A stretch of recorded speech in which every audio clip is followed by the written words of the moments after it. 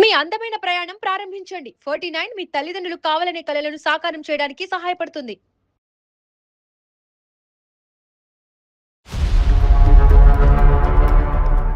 ఆ అబ్బాయికి ఇది రెండో మ్యారేజ్ సార్. తనకి బిజినెస్ ఉంది, ఆస్తులు ఉన్నాయి, కార్లు బంగ్లాలు ఉన్నాయని ఆలోచిస్తుంది. అబ్బాయి క్యారెక్టర్ గురించి ఏం ఆలోచించట్లేదు సార్. నేను ఎంక్వైరీ చేశాను. వయసు ఎంత ఉండొచ్చు? ఒక 35 అలా ఉండొచ్చు. ఓయ్, ఆవిడ కళ్ళు ఎక్కడ ఉంటాయండి? ముందే ఉంటాయా, నెత్తి మీద ఉంటాయా? మన వేదిక అందమైన జీవితం ఆల్రెడీ కేసులు ఉన్నటువంటి సమస్యలు తీసుకోదు. ఒకప్పుడు కేసులు నడిపించేటట్టయితే కనుక ఆ కేసులు నడిపించే ఉద్దేశం ఆవిడది, నడవలసిన బాధ్యత మీది. కేసులు విత్డ్రా చేసుకోమ్మా అది ఇది అని చెప్పేటటువంటి హక్కు అధికారం మాకు లేదు, అది ఇల్లీగల్. అంటే ఇన్ని సంవత్సరాల నుంచి జరిగిన పంచాయతీలు ఎక్కిన కోర్టు మెట్టులు సరిపోవా? మళ్ళీ సుమన్ టీవీ ఏంటి?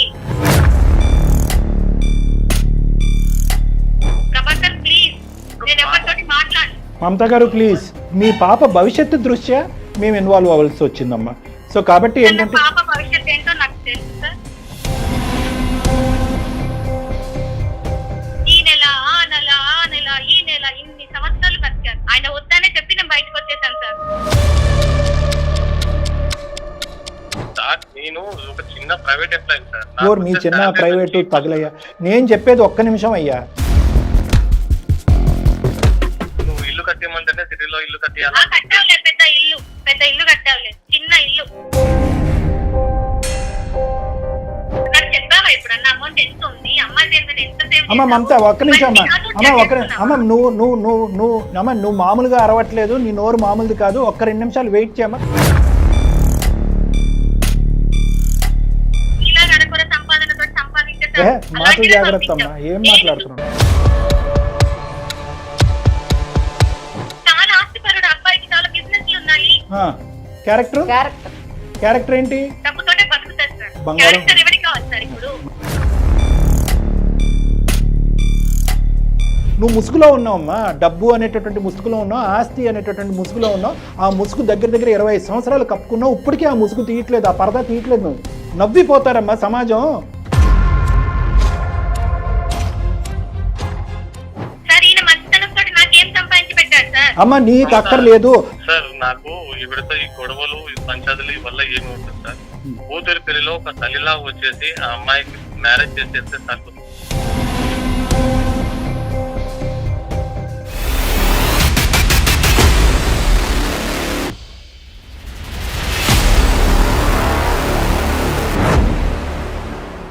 సుమన్ టీవీ అందమైన జీవితం కార్యక్రమానికి స్వాగతం. ప్రస్తుతం మనతో పాటు ఉన్నారు ప్రముఖ సైకియాట్రిస్ట్ డాక్టర్ కళ్యాణ్ చక్రవర్తి గారు. డాక్టర్ గారు నమస్తే అండి. సార్, డాక్టర్ గారు జనరల్గా మనం చూస్తుంటాం పెళ్ళైన కొత్తలో భార్యాభర్తల మధ్యన గొడవలు అవుతుంటాయి. ఎందుకంటే డిఫరెంట్ సిచ్యుయేషన్స్, అట్మాస్ఫియర్స్ అన్నీ ఇంకా వేరే అవ్వకపోతే ఆశ్చర్యపడాలి. అదే తర్వాత ఒక 5-6 ఇయర్స్ వరకు కూడా మనం అది పెద్దగా పట్టించుకోవాల్సిన అవసరం. కానీ 20-25 ఏళ్ల తర్వాత కూడా గొడవలు అవుతాయి ఇద్దరి మధ్యన అని ఈ పర్టికులర్ ప్రభాకర్ గారి కేసు చూసిన తర్వాత నాకు అనిపించింది. అందుకే నాకు ఫస్ట్ ఇది తీసుకుందాం అనిపించి తీసుకున్నాను. ఒకసారి మాట్లాడతాను ఆయనతో. తప్పకుండా.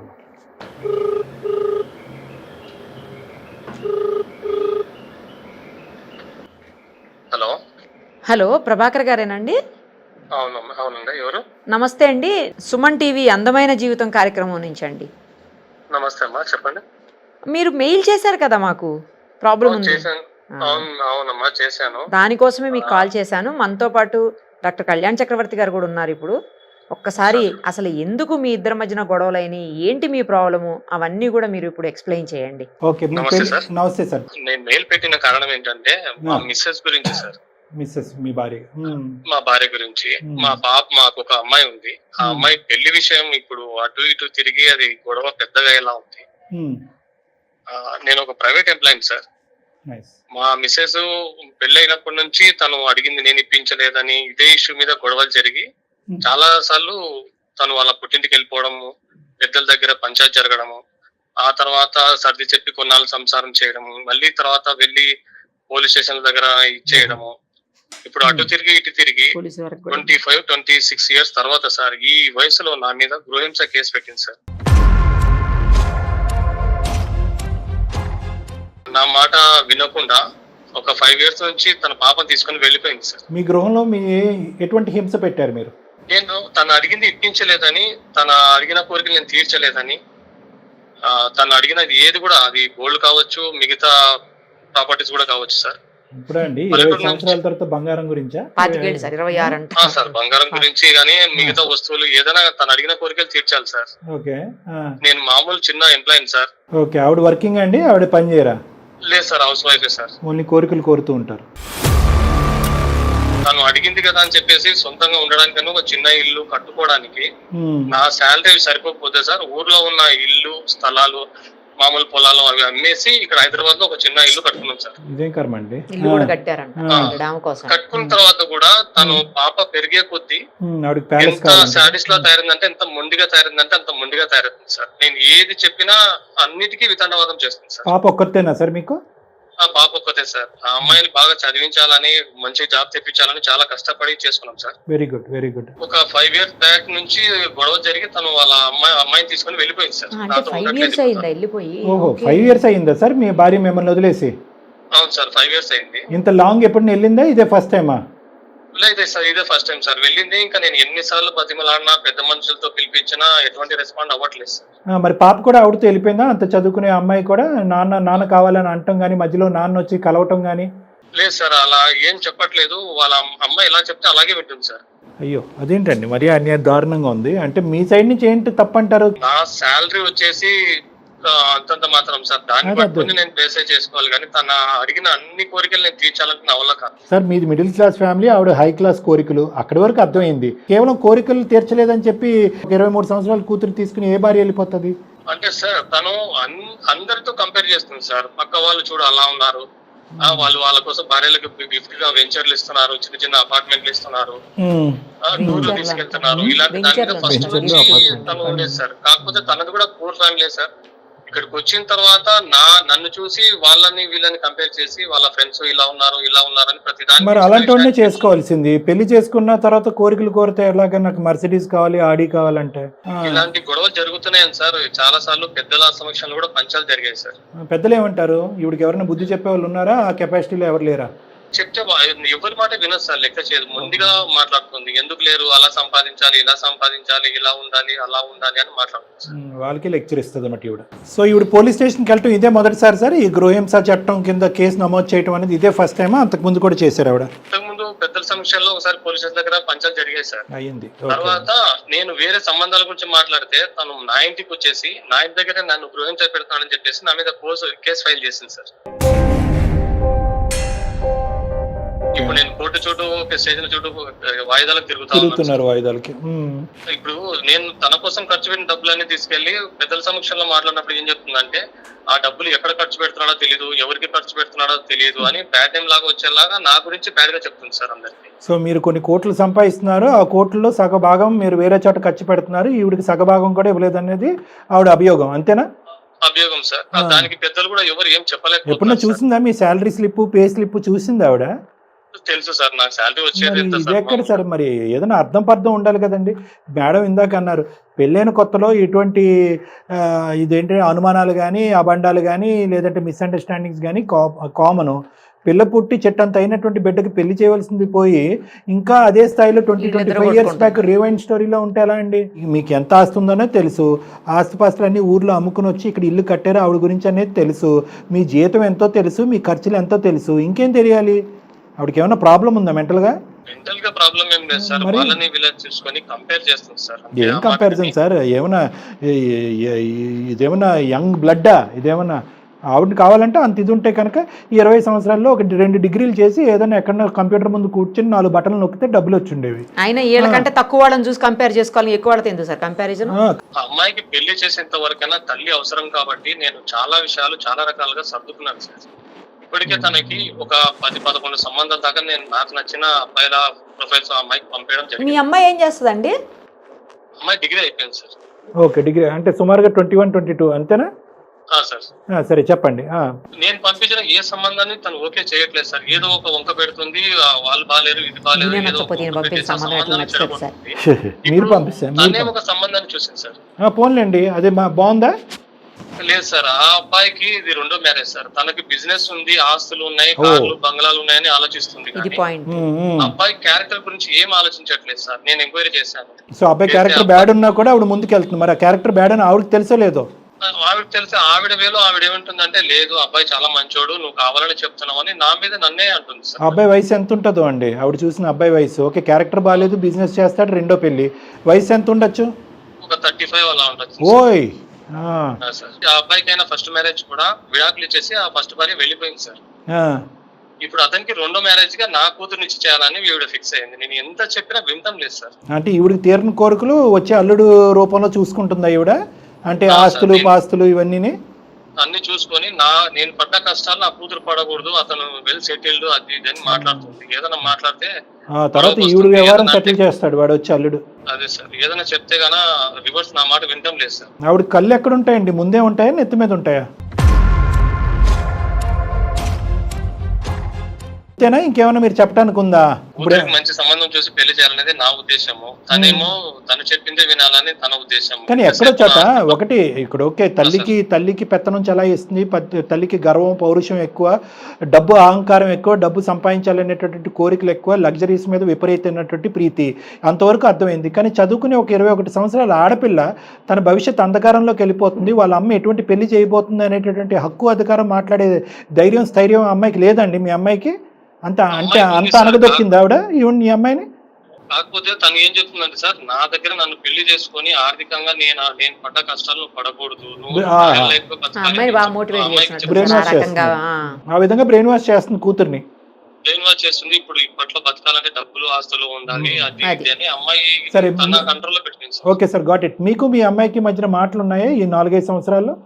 ఉన్నాయి సార్, కానీ నా మాట నేను కొన్ని మాటలు చెప్పేసరికి తను కూడా లేదు అమ్మాయి చెప్పిందే కరెక్ట్ నానా అదే వింటాం. అయిపోయిందా? ఓకే, ఆ పార్టీలోకి వెళ్ళిపోయింది ఆవిడైతే. సో మీరు ఒంటరి పోరాటం. అదే సార్, ఇప్పుడు ఆల్రెడీ కోర్టులో కేసు ఉంది. ఆ మాట చెప్తే కానీ నా మీద సర్దుకోవట్లేదు. నేను ఏం చెప్పినా వినట్లేదు సార్. మీరే ఏదైనా మంచిగా సజెషన్ చెప్పి సార్. ఒకటి గురువు గారు, మన వేదిక అందమైన జీవితం ఆల్రెడీ కేసులు ఉన్నటువంటి సమస్యలు తీసుకోదు. ఒకప్పుడు కేసులు నడిపించేటట్టయితే కనుక ఆ కేసులు నడిపించే ఉద్దేశం ఆవిడది, నడవలసిన బాధ్యత మీది. కేసులు విత్డ్రా చేసుకోమ్మా అది ఇది అని చెప్పేటటువంటి హక్కు అధికారం మాకు లేదు, అది ఇల్లీగల్. మేము కేవలం ఏంటంటే అసలు ఆవిడ మనస్తత్వం ఏంటి, ఆలోచన శైలి ఏంటి, ఆవిడ జీవితాన్ని చెడగొట్టి చేజేతులారా కూతురు జీవితాన్ని కూడా ఎందుకు నాశనం చేస్తుంది, వచ్చేటటువంటి వాడు కూతురు జీవితాన్ని నాశనం చేస్తున్నా డబ్బు వస్తే చాలు అనేటటువంటి పిచ్చి బుద్ధి ఆవిడకి ఎక్కడి నుంచి వచ్చింది అనేది తెలుసుకోవటం ఒకటే. ఇక్కడ ఏంటంటే భార్యాభర్తల్ని కలిపి ప్రయాణం చేయించడం అనేటటువంటిది ఎంతవరకు సాధ్యపడుతుంది అనేటటువంటిది ఇప్పుడు కూడా నాకు అనుమానాస్పదంగానే ఉంది.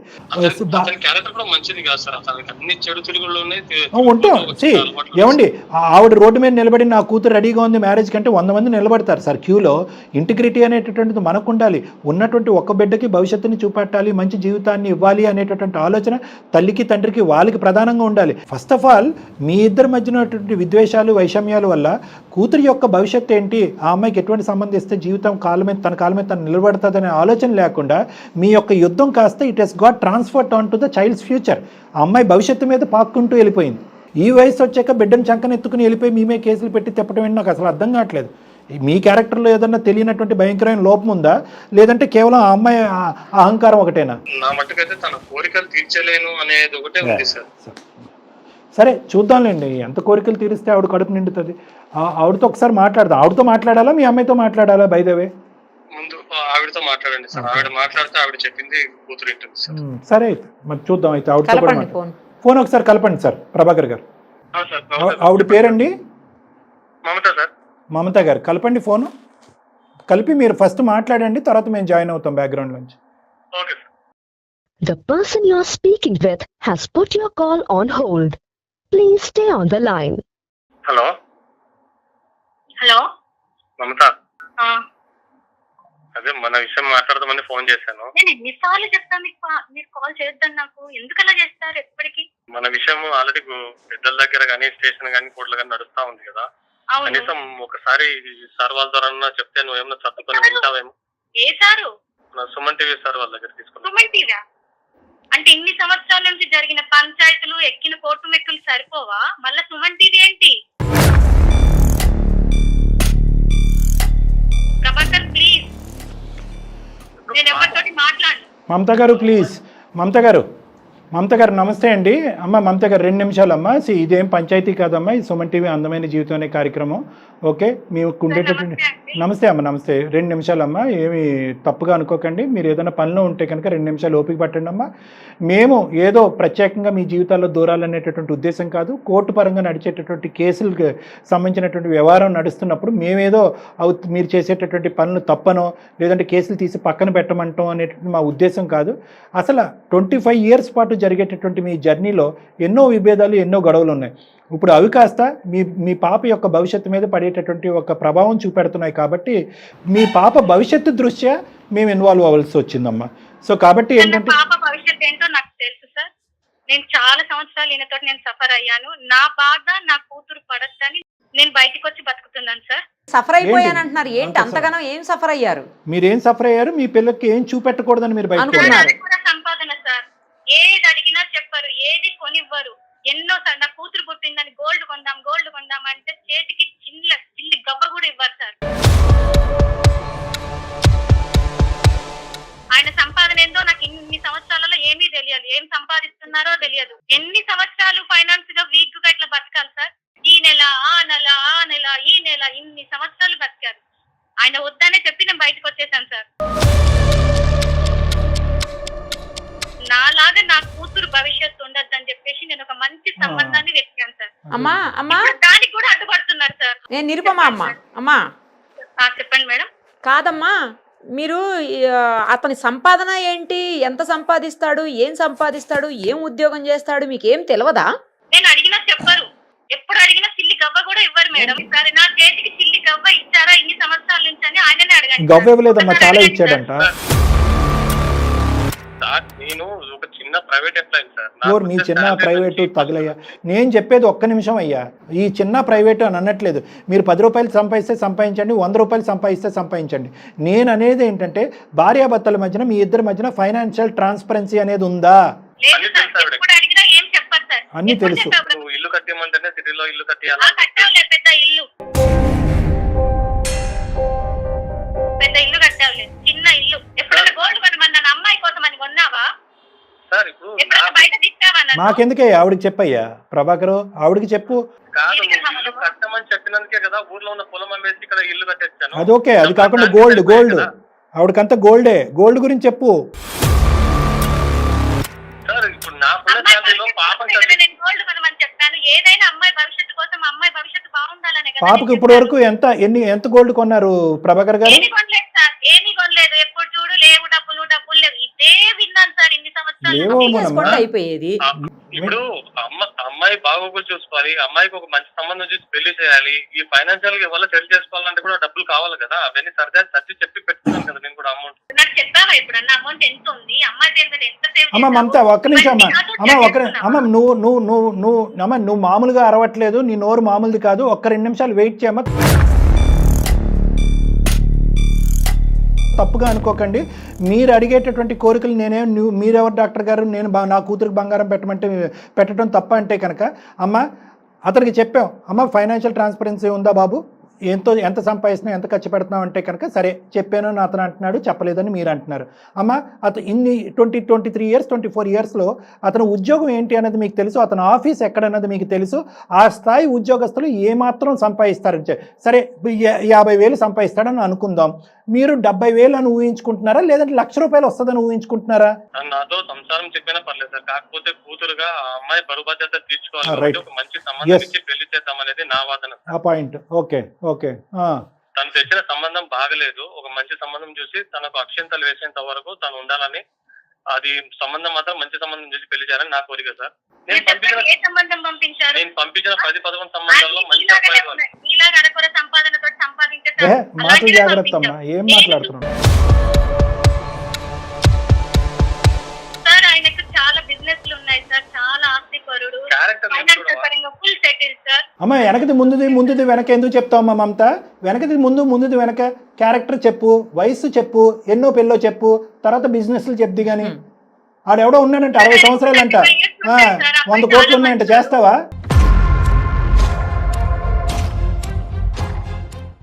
చాలా ఆస్తిపరుడు సార్. అమ్మాయి భవిష్యత్తు చాలా బాగుంటుంది. ఈ కాలంలో కావాల్సింది డబ్బే కదా సార్. నేను ఎలాగో నా బిడ్డ కన్నా బాగుంటుంది కదా క్యారెక్టర్ ఏంటి? సార్ క్యారెక్టర్ ఎవరికి కావాలి సార్? సో క్యారెక్టర్ వైపు కూడా మీకు క్లారిటీ వచ్చినా మీరు ముందుకు వెళ్తున్నారు అంతే. డబ్బు చాలా ఉంది సార్, నా కూతురు చాలా డబ్బుతోటే బతుకుతారు సార్. బంగారం. క్యారెక్టర్ ఎవరికి కావాలి సార్ ఇప్పుడు? అర్థమైపోయిందమ్మా. ఇందాకటి వరకు అతను నువ్వు క్యారెక్టర్ గురించి డిబేట్ చేసుకుంటూ ఉంటే వాస్తవానికి ఆ క్యారెక్టర్ అతను తప్పుగా అంచనా వేసాడు, నువ్వు కరెక్ట్ క్యారెక్టర్ వేసాడేమో అనుకున్నావు. ఇప్పుడు ఏమో అర్థమైందంటే అతనికి ఎంతైతే తెలుసో ఆ అబ్బాయి క్యారెక్టర్ గురించి మీకు కూడా అంతే తెలుసు. ఎటొచ్చి ఏంటంటే మీ కళ్ళు బంగారం డబ్బు ఆస్తితో కళ్ళు మూసుకుపోయినాయి. ఏంటమ్మా బిజినెస్? క్యారెక్టర్ తోటి బతుకుతారు సార్, డబ్బుతోటి బతుకుతారు. అబ్బో అమ్మ, నా దగ్గర లేదమ్మా. నా అనుభవం చాలా తక్కువ తల్లి, నీకు శతకోటి వందనాలు. క్యారెక్టర్ ఇంపార్టెంటా డబ్బు ఇంపార్టెంటా అని చెప్పి ఈరోజు నీ కూతురు జీవితాన్ని పణంగా పెట్టి జీవితాన్ని సర్వనాశనం చేసేటటువంటి ప్రయత్నంలో ఉన్నావు. అమ్మా దయచేసి నువ్వు వేసుకున్నటువంటి ఆ నల్ల కళ్ళజోడు తీసి చూడు తల్లి. ఒక్క నిమిషం ఆగమ్మా. 25 సంవత్సరాలు సర్వనాశనం చేసుకున్నావు నీ జీవితాన్ని. ఒక్క నిమిషం ఆగు. ఇదేదో ఇన్ఫెక్షస్ కరోనా వైరస్ లాగా మీ దగ్గర నుంచి నీ కూతురు వరకు వెళ్ళిపోతుంది. ఆ అమ్మాయి జీవితంతో సర్వనాశనం ఆడవద్దు. ఇప్పటికే చాలా బ్రెయిన్ వాష్ చేస్తావు. ఇప్పుడు ఆ అమ్మాయి బ్రెయిన్ ఎలా రివర్స్ చేయాలో మాకు అర్థం కావట్లేదు. ఇప్పుడు రేపొద్దున ఏ సంబంధం తీసుకొచ్చినా అమ్మ క్యారెక్టర్ అక్కర్లేదమ్మా, రెండో పెళ్ళి అక్కర్లేదమ్మా, నాకంటే 20 సంవత్సరాలు పెద్దన్నా పర్వాలేదు, వాడినే చేసుకుంటానని చెప్పి నీ పాటే రేపొద్దున నీ కూతురు పాడటం మొదలు పెడితే కనుక నిన్ను మార్చలేక చేస్తున్నావు. ఆ అమ్మాయి జీవితాన్ని ఏం మారుస్తావు? నవ్విపోతారమ్మా సమాజం. పెద్ద పెద్ద హేమీలు మీ ఇద్దరు ఎదురుగుంటారు నిలబడి మీ ఇద్దరిని కలపలేకపోయారు. మీరు పోలీస్ స్టేషన్లో అడుగులు పెట్టారు, కేసులు పెట్టుకున్నారు. అది మీ కర్మ. మీరు ఏం చేసుకుంటే అది చేసుకోండి. నువ్వు కేసులు పెట్టు, అతను పోలీస్ స్టేషన్లకు కోర్టుల చుట్టూ తిరుగుతాడు. ఆ అంశం మేము మాట్లాడం. కానీ ఈరోజు మీ కూతురు జీవితాన్ని మీ పట్టుదలలు మీ పంతాలకు పోయి మీ కూతురు జీవితాన్ని పణంగా పెట్టారు మీరు. డబ్బులు ఒకటే సరిపోతుందా? ఆస్తులు ఒకటే సరిపోతుందా? వాడి క్యారెక్టర్ బ్యాడ్ అని చెప్పి నీ నోటు వెంటే నువ్వు ఇండైరెక్ట్గా చెప్తున్నావు. క్యారెక్టర్ దేవుని సార్ డబ్బులతో అన్నీ కడిగేయచ్చు అని చెప్పి. ఏం కడిగేస్తావమ్మా? వాడికి కావాల్సినటువంటి కోరికలు తీరలేదు కాబట్టి ఈరోజు మీ అమ్మాయిని మెడపట్టుకుని బయటకు నెట్టేసినా, లేదంటే ఏదైనా విషం ఇచ్చి చంపేసినా, లేదంటే సూసైడ్ చేసుకునే విధంగా ప్రేరేపిస్తే అది నీకు సరిపోతుందా? ఇలాంటి కీడించి మేలించటాలు ఏమి ఉండవా? నువ్వు ముసుగులో ఉన్నావమ్మా. డబ్బు అనేటటువంటి ముసుగులో ఉన్నావు, ఆస్తి అనేటటువంటి ముసుగులో ఉన్నావు. ఆ ముసుగు దగ్గర 25 సంవత్సరాలు కప్పుకున్నావు. ఇప్పటికీ ఆ ముసుగు తీయట్లేదు, ఆ పరదా తీయట్లేదు. నువ్వు ఎప్పుడు తీస్తావో నాకు తెలియదు. మీ ఆవిడకి కూడా తెలుసయ్యా బాబు. ఆవిడ ఏమంటుంది? ఆవిడకి కూడా అర్థమైంది క్యారెక్టర్ ఆవిడకి కావాలి సార్, డబ్బులు కావాలంటే. ఆవిడ యాంగిలే డిఫరెంట్. 14 సంవత్సరాలు వయసు మించిన వాడిని రెండో పెళ్లి వాడిని చేసేటప్పుడు క్యారెక్టర్ చూడనటువంటి నువ్వు ఒక 60 సంవత్సరాల వాడికి ఇచ్చి చేయవని గ్యారంటీ ఏంటమ్మా మమత? ఎందుకు అలా ఆలోచిస్తావమ్మా? ఇప్పుడు ఆలోచించట్లేదా? ఇప్పుడు డబ్బే కదా మనకి మెజరు. సంబంధానికి డబ్బే కదా మెజర్మెంట్. మీకు డబ్బులు ఉన్నటువంటి ఆస్తులు ఉన్నటువంటి బంగారం వెండే కదా నీకు వజ్ర వైడూర్యాలే కదా నీ మెజర్మెంటు. వయసు ఎక్కడ మెజర్మెంటు? ఎన్నో పెళ్ళి అనేది మెజర్మెంట్ ఎక్కడుంది? క్యారెక్టర్ మెజర్మెంట్ ఎక్కడుంది? మేమందరం మా పిల్లలకి అవే చూసి చేస్తామమ్మా. అమ్మ నీకు అక్కర్లేదు, అతను మంచితనం గురించి నీకు అక్కర్లేదు. కానీ పెళ్లి చేసుకోకపోయేటటువంటి నీ కూతురికి ఆ అమ్మాయి కంప్లీట్గా బ్రెయిన్ వాష్ చేసావు. వీటన్నిటికంటే ఒక వ్యక్తి, ఒక మగుడు యొక్క మంచితనమే ఇంపార్టెంట్ అమ్మా. ఇవన్నీ సెకండరీ, ఇవన్నీ ఆటోమేటిక్గా వస్తాయి. మంచితనం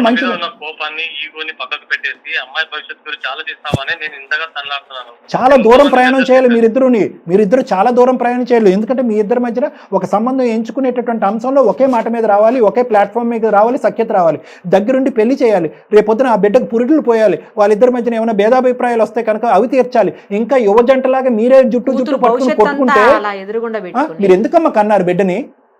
ఎందుకు కంటామమ్మా? ఇటువంటి భవిష్యత్తుని ఇవ్వటానికా బిడ్డను కంటాం? కేవలం ఫీజులు కట్టేసి కాలేజీలో చదివించేస్తే సరిపోతుందా? ఆ మొదటి భార్య ఎంత హింసకు గురైన తర్వాత ఇంట్లోంచి పారిపోయిందో, చచ్చిపోయిందో, డైవర్స్ తీసుకున్నాడో నీకు లెక్క తెలుసా? మమ్మల్ని కొనుక్కోమంటావా? లేదా నీకు ఆల్రెడీ తెలిసే చేస్తున్నావా? సార్ నాకు ఇవిడతో ఈ గొడవలు పంచాయతీలు వల్ల ఏమవుతుంది సార్? కూతురి పెళ్లిలో ఒక తల్లిలా వచ్చేసి ఆ అమ్మాయికి మ్యారేజ్ చేసేస్తే సరిపోతుంది సార్. మీ కేసుల సంగతి ఈ నరకం చాలు సార్. నాకు కూడా నాకు భార్యగా రావాల్సిన అవసరం లేదు. కానీ కూతురు పెళ్లికి మాత్రం ఒక తల్లిగా వచ్చి పెళ్లి జరిపిస్తే చాలు. కూతురు పెళ్లికి తల్లిగా మాత్రమే కావాలా? మరి అలాగే లెక్క తేలింది. ఇంకేం లెక్క ఉంది ఇక్కడ?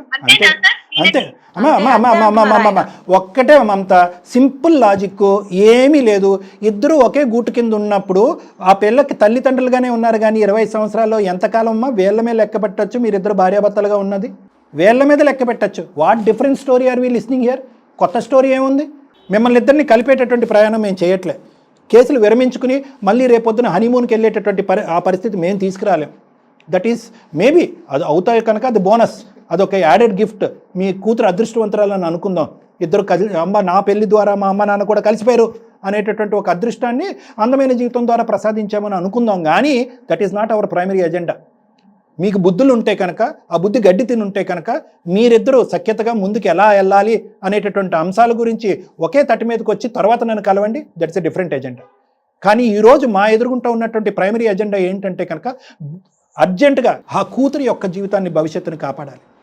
ఏదైతే కనుక చీకటి గదిలో మీరు ఉంటూ మీ కళ్ళు మూసుకుపోయి ప్రపంచం అంటేనే డబ్బునే తింటాము, డబ్బునే ఆరగించుకుంటామని ఏదైతే ఒక ఆలోచనలో ఉన్నారో అది ఒక తప్పిదం, ఒక భ్రమలో ఉంది, ఒక అనాలోచితం, ఒక పీడకల. ఆ కళ్ళజోడు మీ కళ్ళకు తీసేస్తే కనుక రేపొద్దున మీ అమ్మాయి మైండ్ సెట్ మళ్ళీ పాత స్థాయిలో మైండ్ సెట్ ఎలా మార్చాలి, ఒక మంచి వ్యక్తిని కోరుకునే, ఒక భర్తగా ఉండేటువంటి ఒక మంచి వ్యక్తిని కోరుకునేటటువంటి విధంగా ఆ అమ్మాయి మైండ్ సెట్ని ఎలా డైవర్ట్ చేయాలన్నది తర్వాత ఆలోచించుకుందాం.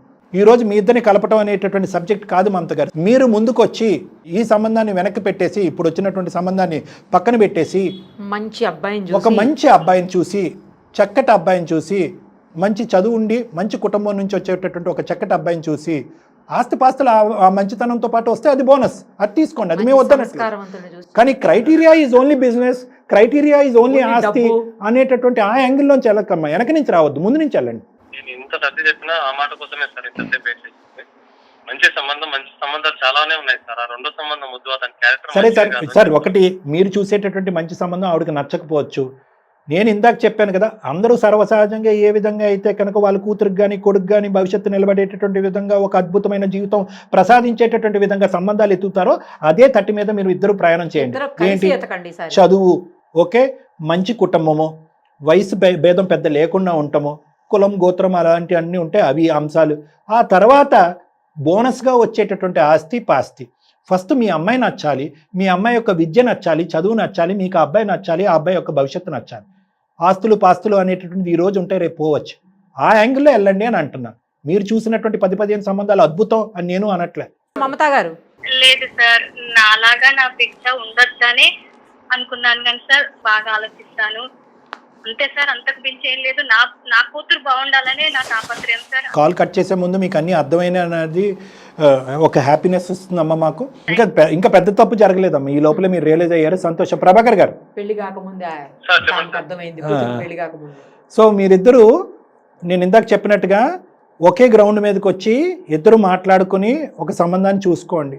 ఒకప్పుడు మీ ఇద్దరి మధ్యన ఒక సంబంధం ఎంచుకునేటటువంటి క్రమంలో మిస్అండర్స్టాండింగ్స్ కానీ, మిస్కమ్యూనికేషన్ కానీ, కాన్ఫ్లిక్ట్ ఆఫ్ ఒపీనియన్ వస్తే కనుక ఎవరైనా పెద్ద మనిషిని కూర్చోపెట్టండి, వాళ్ళకి చెప్పండి ఏమున్నాయి ఈ సంబంధాలు, మీ ఇద్దరికి నచ్చినటువంటి ఒక పెద్ద మనిషిని చెప్పి ఆ మనిషి ద్వారా ఫైనల్గా కంక్లూజన్కి రావడానికి ట్రై చేయండి. మాకు మీకన్నా పెద్దవాళ్ళు ఎవరు లేదు సార్. ఇలాంటివి ఎన్నో పరిష్కారాలకి సమస్య నుంచి మంచి పరిష్కారం చూపించారు. మేము వస్తే మీ దగ్గరికి వస్తాం. సరే రండి రండి రండి. కానీ నేను ఒక్క ఆఖరి మాటగా చెప్తున్నాను, మీ ఇద్దరి మధ్యన నేను నిరుపమ మేడం గారు ఇన్ని సంవత్సరాల్లో ఇన్ని ఎపిసోడ్లు చేసినప్పుడు కూడా మేము చూడనటువంటి ఒక అంశం ఒక్కటి ఫైనల్గా నేను చెప్తానండి. వాస్తవానికి ఇంతకు మించి 100 రెట్లు గొడవలు అవుతున్నాయండి సమాజంలో, భార్యాభర్తలు కొట్లాడుకోవటానికి విడిపోయి. ఇది అస్సలు కానే కాదు. ఎక్కడ మీరిద్దరు జత కలవలేకపోయారు, ఎక్కడ ఈ మైనర్ ఇష్యూని రిజాల్వ్ చేయలేకపోయారని చాలా బాధగా ఉంది. ఒకప్పుడు అవకాశం ఉంటే మీరు పిల్ల భవిష్యత్తు దృష్ట్యా ఆమె ఒక సంబంధాన్ని నన్ను వచ్చి కలిసేటటువంటి ప్రయత్నంలో యాడ్ ఆన్ ఎఫెక్ట్గా నేను మీ యొక్క ఇష్యూని కూడా రిజాల్వ్ చేయడానికి ట్రై చేస్తాను. ఓకేనా సార్? రైట్, రండి రండి తప్పకుండా. ఓకేనా? థ్యాంక్ యూ, నమస్తే థ్యాంక్ యూ. రైట్ సార్, మొత్తానికి ఒక ప్రాబ్లం సాల్వ్ అయ్యింది. అంటే ఇది పెద్ద ప్రాబ్లం కదా మేడం, వీళ్ళ యొక్క భేదాభిప్రాయాల వల్ల పిల్ల జీవితం నాశనం అయిపోతుంది. పోన్లేండి సార్, ఇప్పుడు అది సెట్ అవుద్ది, ఇది సెట్ అవుద్ది వస్తే. చూద్దాం. Right sir, thank you so much.